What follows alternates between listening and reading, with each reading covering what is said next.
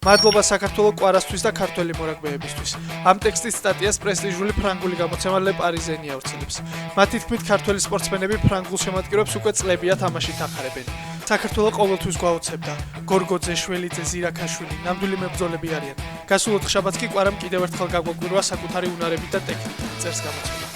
ოფიციალურად თემურ ქეცფაია ქართულ ფეხბურთში დაბრუნდა. მწვრთნელი დინამო თბილისმა დღეს წარადგინა. მხარეებმა კონტრაქტი 2028 წლამდე გააფორმეს. ქეცფაიამ თქვა, რომ შემოთავაზებები სხვა კლუბებიდანაც ჰქონდა, თუმცა დინამოში დაბრუნება მისი სურვილი იყო. თბილისის დინამო ჩემპიონობისთვის უნდა იბრძოდეს და ევროტურნირებზეც უნდა ხვდებოდეს. მთავარია დინამოს ძველი დიდება დაუბრუნოთ, ამბობს ქეცფაია. მამარდა კვირების განმავლობაში ვერ ითამაშებს, ალისონი კი დაბრუნებასთან ახლოსაა. ლივერპულის მთავარი მწვრთნელი გიორგი მამარდაშვილის ტრავმის შესახებ საუბრობს. არნე სლოტის თქმით, ხვალგასამართ მატჩში კლუბის კარს დიდი ალბათობით მესამე მეკარე, ფრედი ვუდმენი დაიცავს. მამარდამ ტრავმა ევერტონის წინააღმდეგ მატჩში მიიღო. მას მოხსა ღია ჭრილობა ჰქონდა. Toronto Raptorsმა Cleveland Cavaliersი დაამარცხა და პლეი-ოფის სერიაში ჩამორჩენა მინიმუმამდე შეამცირა. Cleveland-ი ახლა Torontos 2-1-ს უგებს. გამარჯვების მიუხედავად არც ისე კარგი თამაში ჰქონდა Torontos ქართულ კალათბურთელს სანდრო მამუკელაშვილს, რომელმაც 11 წუთში 2 მოხსნა და 1 პასი მოაგროვა.